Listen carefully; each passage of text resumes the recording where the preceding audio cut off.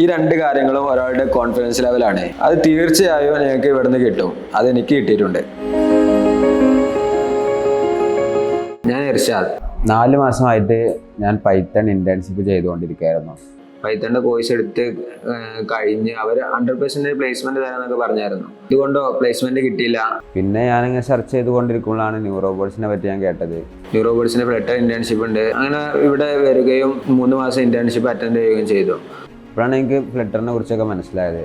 എന്താണ് ഫ്ലട്ടർ എന്നൊക്കെ അപ്പോഴാണ് മനസ്സിലാവുന്നത്. ഫ്ലട്ടർ ഒന്നുകൂടി ബെറ്റർ ആണ് തോന്നി.